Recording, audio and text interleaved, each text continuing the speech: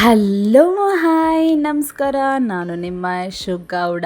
Welcome back to my YouTube channel. ಎಲ್ಲರೂ ಹೇಗಿದ್ದೀರಾ? ಚೆನ್ನಾಗಿದ್ದೀರಾ ಅಂತ ಭಾವಿಸ್ತೀನಿ. ಸೊ ಇವತ್ತು ನಾನು ನಿಮಗೆ ಟೇಸ್ಟಿಯಾಗಿರೋ ಒಂದು ಚಿಕನ್ ಗ್ರೇವಿನ ಹೇಳ್ಕೊಡ್ತಿದ್ದೀನಿ. ನಿಜವಾಗ್ಲೂ ಇದು ಬೇಗ ಆಗುತ್ತೆ ಮತ್ತು ತುಂಬ ಚೆನ್ನಾಗೂ ಆಗುತ್ತೆ ಕೂಡ. ಬೇಗ ಆಗೋವಂಥ ಚಿಕನ್ ಗ್ರೇವಿ ಇದು. ಬ್ಯಾಚುಲರ್ಸೂ ಮಾಡ್ಕೋಬೋದು, ಮನೆಯವ್ರೂ ಯಾವಾಗಾದರೂ ಆಟೋಮೆಟಿಕ್ ಬೇಗ ಚಿಕನ್ ತಿನ್ನಬೇಕು ತರಬೇಕು ಬಟ್ ಟೈಮ್ ಇಲ್ಲ ಅಂದಾಗ ಈ ಥರ ಗ್ರೇವಿ ಟ್ರೈ ಮಾಡಿ. ಇದಕ್ಕೆ ನಾನು ರೊಟ್ಟಿ ಮಾಡ್ಕೊಂಡಿದ್ದೆ. ರೊಟ್ಟಿ ರೆಸಿಪಿನೂ ಬೇಕು ಅಂದರೆ ಹೇಳಿ, ನೆಕ್ಸ್ಟ್ ವಿಡಿಯೋದಲ್ಲಿ ಹಾಕ್ತೀನಿ. ಇದು ಅನ್ನ ಬಳಸಿ ರೊಟ್ಟಿ ಮಾಡ್ಕೊಂಡಿದ್ದೆ.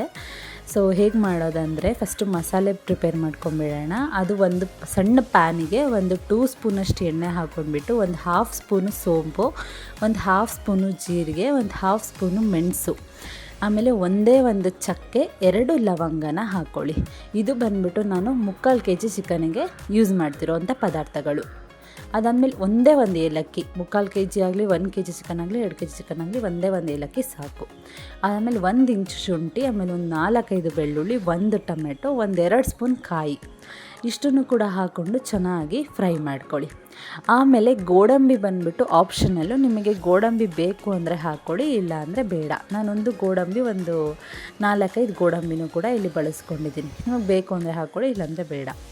ಸೊ ಇದನ್ನೆಲ್ಲನೂ ಕೂಡ ಕಂಪ್ಲೀಟ್ ಆರಾದಮೇಲೆ ಒಂದು ಸಣ್ಣ ಜಾರಿಗೆ ಹಾಕ್ಕೊಂಡು ಸ್ವಲ್ಪ ನೀರು ಹಾಕ್ಕೊಂಡ್ಬಿಟ್ಟು ಚೆನ್ನಾಗಿ ಒಂದು ಫೈನ್ ಪೇಸ್ಟ್ ಮಾಡ್ಕೊಳ್ಳಿ ಅಷ್ಟೆ.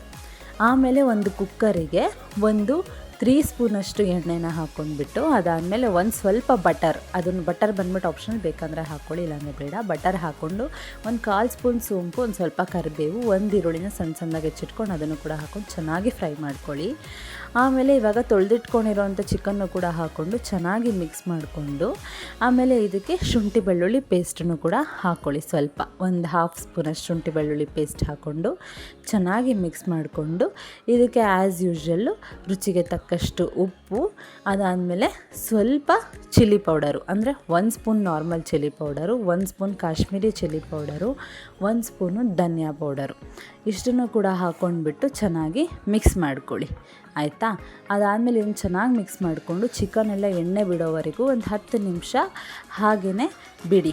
ಅದಾದಮೇಲೆ ಚಿಕನೆಲ್ಲ ಚೆನ್ನಾಗಿ ಎಣ್ಣೆ ಬಿಟ್ಟಿದೆ ಅಂದಾಗ ನಾವು ಪೇಸ್ಟ್ ಮಾಡ್ಕೊಂಡಿದ್ವಲ್ಲ, ಆ ಪೇಸ್ಟನ್ನ ಹಾಕ್ಕೊಂಡು ಗ್ರೇವಿ ತಕ್ಕಂತೆ ನೀರನ್ನ ಹಾಕ್ಕೊಂಡ್ಬಿಟ್ಟು ಚೆನ್ನಾಗಿ ಒಂದು 1/2 ಗ್ಲಾಸ್ ನೀರು ಅಷ್ಟೇ ಸಾಕು ಹಾಕ್ಕೊಂಡು ಚೆನ್ನಾಗಿ ಮಿಕ್ಸ್ ಮಾಡ್ಕೊಳ್ಳಿ.